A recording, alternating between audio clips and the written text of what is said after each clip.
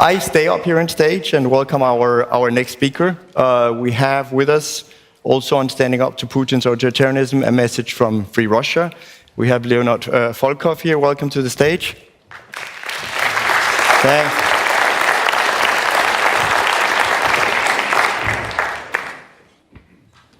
You're Alexey Navalny's chief of staff, but you're also leading voice on your own in the Russian opposition. It's a real great pleasure to have you here.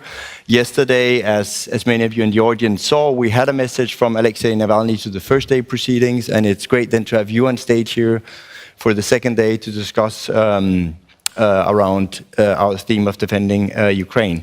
I also want to remind again that you can, I can already see questions popping in. People have learned the system. Again, if you put your name in, I might also read that aloud next to your question.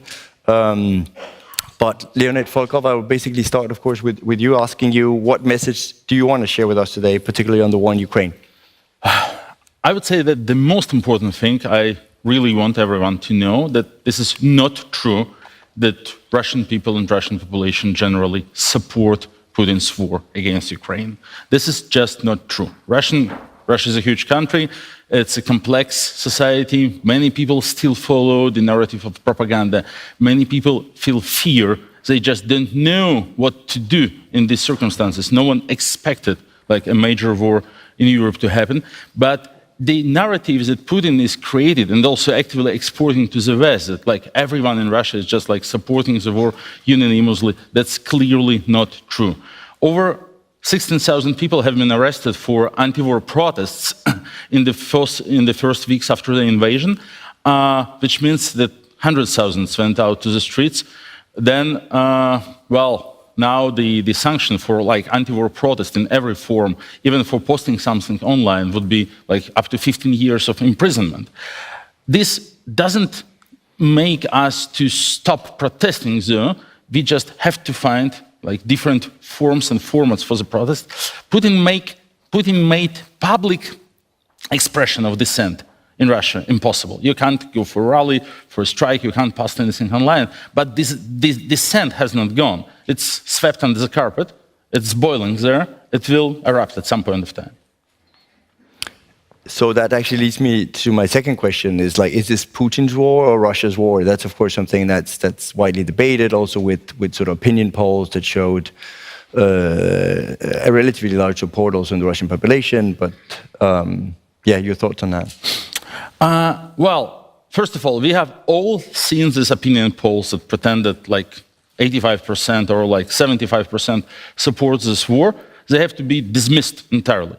So when someone is doing a phone call, a pollster is doing a phone call and talking to someone and asking, do you support the war or not? And they answer, no, they know that they are liable for up to 15 years imprisonment. It's just not social science. That's ridiculous. We are conducting polls of ourselves. So we have the Anti-Corruption Foundation, we have like a polling department as a part of our operation. The response rate for phone surveys was about 20% before the war and has dropped to below 7% after the war has started. So the people are just too scared. People don't talk to the pollsters. People don't express their opinion. What we do to figure out about the actual perception of the war in the society, we try ourselves to ask those questions indirectly. Mm-hmm. For instance, last week we did a poll when we asked, imagine oil prices are up. They are up, and there are additional funds in Russian budget. So, where would you like to spend it? Now we are asking this question to ordinary people in Russia. We are doing like a random selection of during our poll, and these are people who are subject of this Putin's enormous propaganda, which explains that this is the world not against Ukraine, this is the Third World War against NATO, against the evil West, where like those gays and lesbians are going to destroy our peaceful order of Orthodox Russia. So the propaganda is telling them like 24 hours, 7 days a week, and now we ask them like, where do you want to spend extra funds? So, your guess, how many of our respondents have chosen like military spending, like increased military spending because of this enormous threat?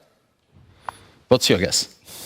I don't know. It was 6.8%. Okay, yes, low. So, which tells a lot about like the actual mood of the society. So this is definitely Putin's war, and despite the fact that there are some people, yeah, we have to admit it, that have been following the propaganda narrative, this is, in my opinion, more like a form of a self-defense. Putin did a hard job during the last 20 years to make people not follow politics. Like, there was that strange form of a social contract. The government delivers like a relatively decent quality of life, like living standard, and people don't follow politics, don't ask questions, allow them to steal money like enormously, don't question their corruption. And this was kind of like a social contract with a majority of the population, with a silent majority, this political swamp. Now, when Putin has started the war like on their behalf, they have to do a very complicated exercise in reflection. They have to say it to themselves, this is because of me, this is my guilt, this is my fault, I was silent, I didn't vote, I didn't participate in politics, I didn't participate in anti-corruption rallies and so on, and because of my silence, now this war has become possible. So an ordinary person can't admit this normally, so they stick to those propaganda cliches. We had to do it because otherwise they would invade first. We had to do it because of like Nazis' biological labs or whatever.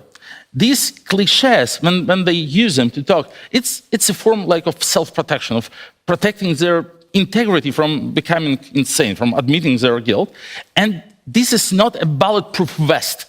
This propaganda protection is a creme brulee crust. If you knock on it like a little bit, if you talk to these people, if you persuade them, if you spend time with them, if you explain to them what's actually happening in their name and quasi like on their behalf, they begin to talk and they begin to change their attitude. It is possible, we know it. So from the very first day of the war, we have launched like a media operation, like an independent YouTube channel with like political news, expert interviews, countering propaganda, like anti-fake investigations and so on. It now has a reach of almost 20 million people, 20 million unique monthly viewers. It's the largest independent media operation in Russian language, done by unprofessionals, by the Anti-Corruption Foundation. Like I myself was doing a broadcast on this channel, and all my colleagues did so. Then we hired also some professional journalists, but we started it like a makeshift amateurish operation.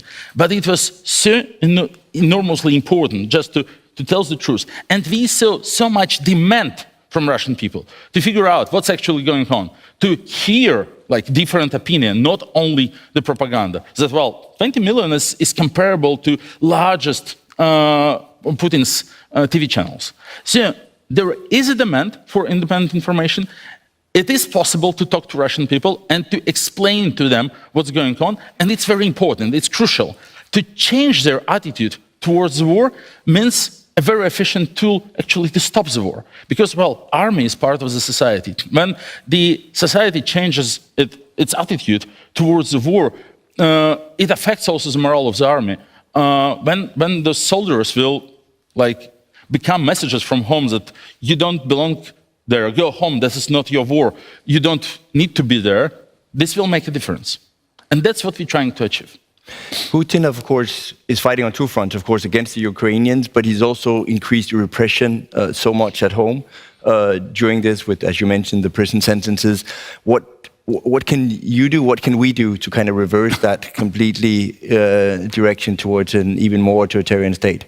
Well, the repression against people in Russia is enormous. Russia has thousands of political prisoners, and yeah, the pressure is really like nothing before. That's very clear. We did not understand, actually, I have to admit, like why, for instance, Putin decided like to poison Alexey Navalny in 2020, to shut down all independent media in the country in 2021, and to shut down all offices of opposition organizations. Now, on February 24th, we learned he was preparing to the war. He wanted to make sure there is no organized dissent, no organized opposition, no organized political force back in the country. So the only way, of course, to help opposition in Russia is now, and the opposition and civil society, is to defeat Putin. This is the world war against Putin, who presents the most grave threat to the world since Hitler, and also he has nukes. We don't have to forget about it.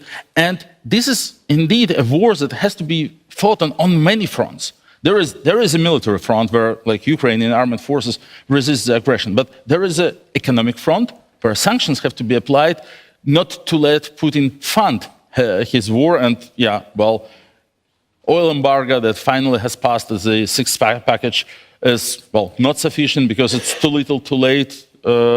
Europe has to pay its part of the cost, whatever Europe will pay, even if, like, oil prices and gas prices will go higher, the cost that Ukrainian people are paying is higher in any case.